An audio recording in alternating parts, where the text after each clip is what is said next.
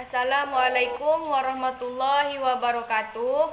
Nama saya Siltia Sindri dengan NIM 21862061. Saya dari kelas 3E. Saya akan mempresentasikan jurnal saya yang berjudul Telaah Implementasi Kurikulum 2013. Tinjauan pada rencana pelaksanaan pembelajaran APP mata pelajaran Ilmu Pengetahuan Alam yang penerbitnya Arghab Qofiyah Hakiki di Institut Agama Islam Negeri Kudus, tahun terbit 1 April 2019. Teknik pengumpulan data yang dilakukan dengan penggunaan lembar observasi, dokumentasi, dan wawancara. Hasil analisis yang telah dilakukan pada RPP yang telaah atau kajian yang diperoleh kesimpulan bahwa penerapan kurikulum 2013 sudah berjalan dengan baik dalam aspek perencanaan pembelajaran yang bertuang dalam RPP. Semua komponen telah tercantum dalam RPP. Guru juga antusias dan berusaha menggunakan pendekatan saintifikasi dan pembelajaran. Namun terdapat beberapa hambatan harus diperbaiki, terutama yang bagian materi ajar. Pendahuluan. Pengembangan kurikulum 2013 merupakan langkah kurikulum berbasis kompetensi yang telah dirintis pada tahun 2004 dan 2006 yang mencakup kompetensi sikap, pengetahuan, dan keterampilan secara terpadu.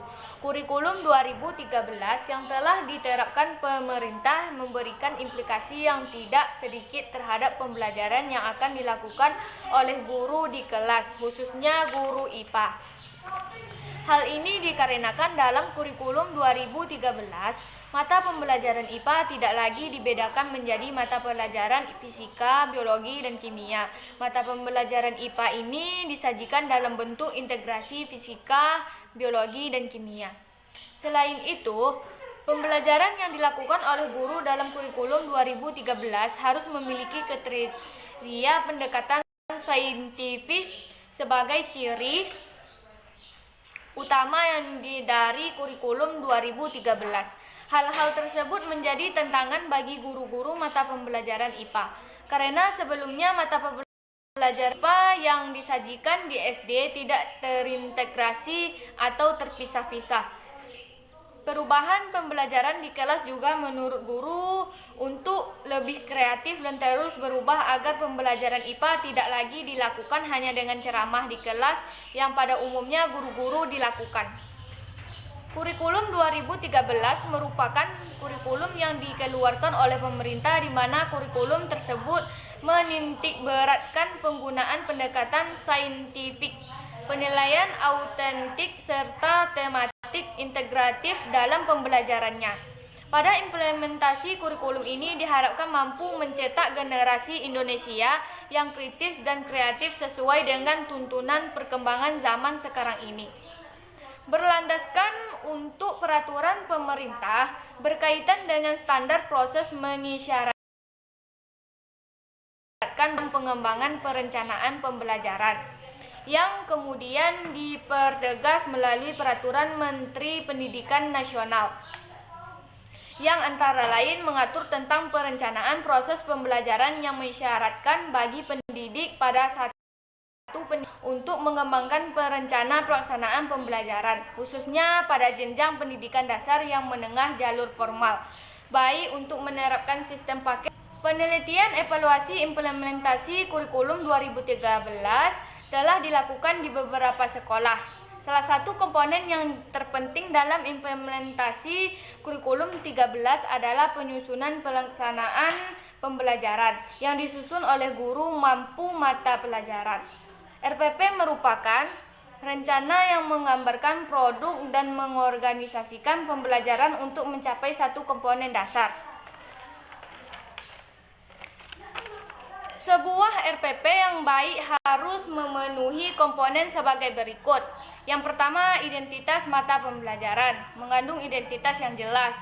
Standar kompetensi sesuai dengan kurikulum, kompetensi dasar sesuai dengan kurikulum.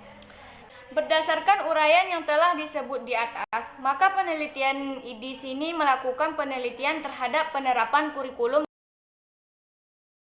2000, analisis perencanaan pelaksanaan pembelajaran yang disusun oleh guru IPA di sekolah.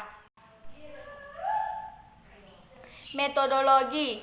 Metode penelitian yang digunakan dalam penelitian ini menggunakan metode penelitian kualitatif deskriptif untuk mengetahui penerapan kurikulum 2013 pada aspek RPP. Pada komponen identitas mata pelajaran menjelaskan bahwa analisis menunjukkan keterangan sudah lengkap. Hal ini terlihat dari komponen identitas mata pelajaran yang terdiri dari satuan pendidikan, kelas, semester, dan program-program keahlian. Mata pembelajaran atau tema pembelajaran dan jumlah pertemuan sudah tercantum pada RPP. Sumber belajar terdiri dari aspek kesesuaian dengan KI dan KD. Kesesuaian pada komponen identitas mata pelajaran menjelaskan bahwa hasil analisis menunjukkan keterangan sudah lengkap. Hal ini terlihat dari komponen identitas mata pelajaran terdiri dari satuan pendidikan, kelas, semester, program-program keahlian, mata pelajaran atau tema pelajaran, dan jumlah pertemuan pada RPP. Komponen pemilihan sumber belajar terdiri dari aspek sesuai dengan KD, kesesuaian dengan materi pembelajaran dan pendekatan saintifik, dan sesuaian dengan karakteristik peserta didik.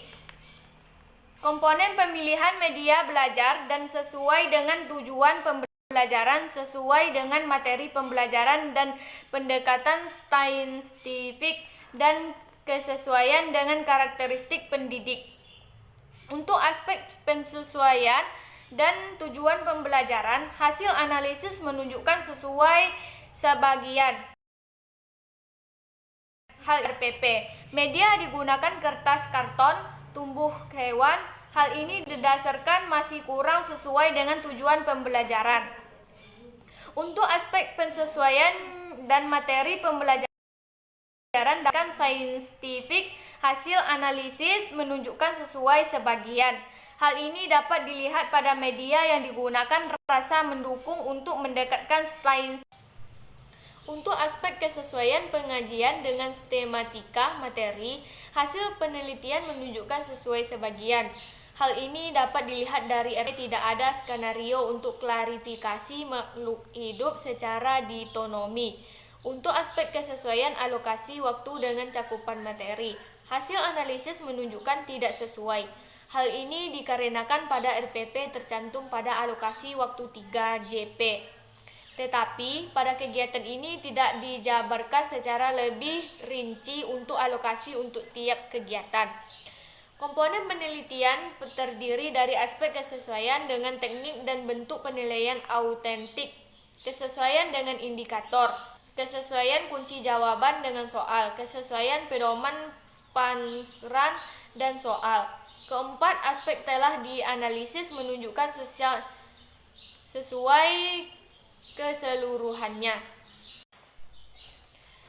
Dan yang terakhir kesimpulannya yaitu berdasarkan hasil analisis yang telah dilakukan pada RPP yang telah diperoleh kesimpulan bahwa penerapan kurikulum 2013 sudah berjalan dengan baik dan aspek perencanaan pembelajaran yang tercantum dalam RPP, semua komponen telah tercantum dalam RPP. Guru atau antusias juga berusaha menggunakan pendekatan saintifik dalam pembelajaran. Namun, terdapat beberapa hambatan yang harus diperbaiki, terutama pada bagian pemilihan materi ajar.